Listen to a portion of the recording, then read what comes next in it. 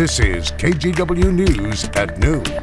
Welcome to the News at Noon. I'm Drew Carney, and this afternoon the Washington County Sheriff's Office is asking for help to catch an arsonist who blew up a car this weekend in a Fred Meyer parking lot. So we're going to show you this video here where you can actually see someone holding something close to the vehicle's gas tank, and then you're going to see that big explosion right there, the car catching on fire.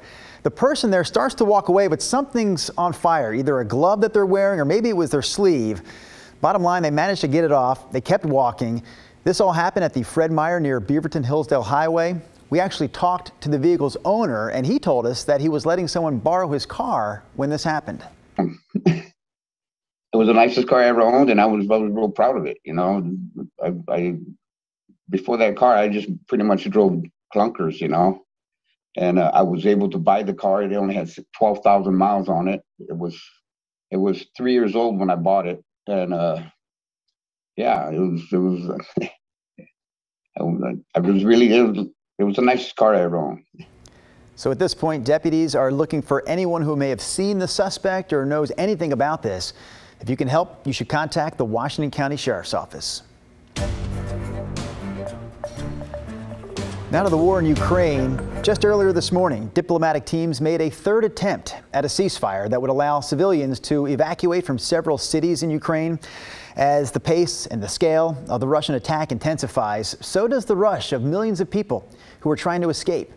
Jay Gray has the latest now from the Polish-Ukrainian border.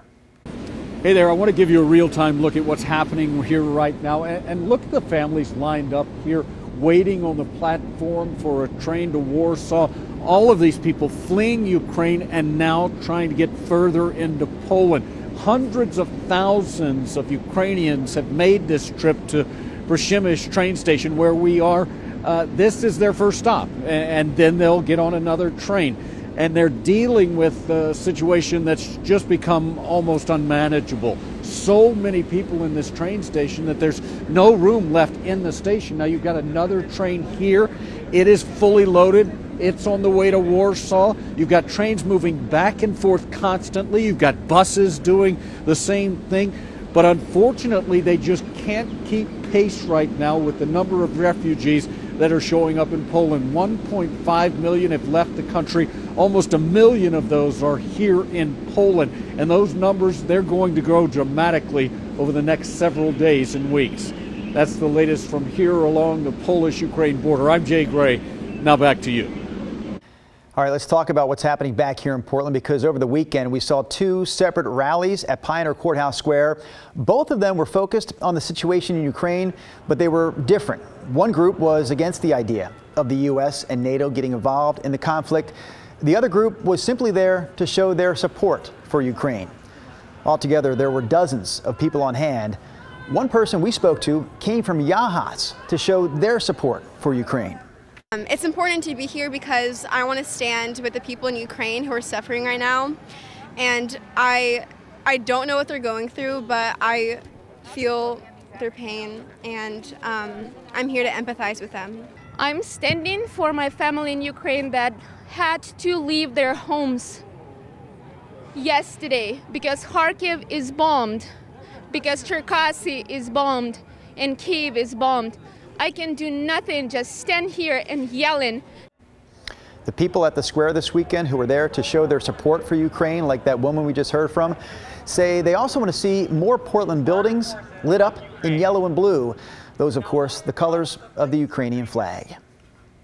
The U.S. continues to talk with European allies about banning imported Russian oil, and if that happens, it would likely push gas prices even higher.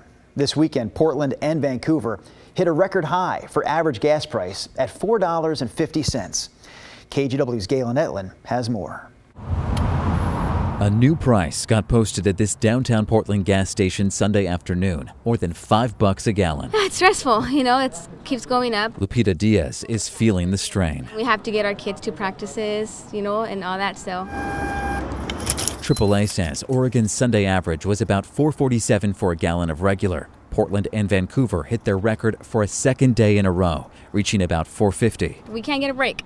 It's a bummer. Gretchen Murray has to commute for work. Unfortunately, I'm going to pay for gas no matter what price it is. Definitely sticker shock. Wesley Clarios felt lucky he got gas right before the attendant posted the new, even higher price. I feel like they're just going to keep going up and up, especially with, Ukraine and everything going on right now. The world's top 3 oil producers are the U.S., Saudi Arabia, and Russia, which produces 11% of the global supply. More than half the cost of gasoline comes from that crude oil. So as the world shuts off Russia during war in Ukraine, Marie Dodds with AAA says the market is reacting. Markets don't like the unknown. They don't like the uncertainty. The U.S. and its allies have imposed severe sanctions on Russia. Russia could withhold crude oil from the already tight global markets. I'm afraid to see what's going to happen. In that uncertainty, the national U.S. average for regular gas topped $4 a gallon this weekend, the highest since 2008. But other countries have much higher prices because of higher taxes. Most of Europe, for instance, pays more than $7 a gallon, and people in Hong Kong pay more than 10. But AAA says saving money on gas is universal. Taking stuff out of your car, combining trips, driving less. If you have more than one vehicle in the home, use the vehicle that gets the best gas mileage for those trips. And maybe we can get with families and carpool the kids to school. There's not much we can do. I'm just going to hang tight, sit back, and stay home. AAA expects prices to climb into the summer typically, so we could see even more increases ahead.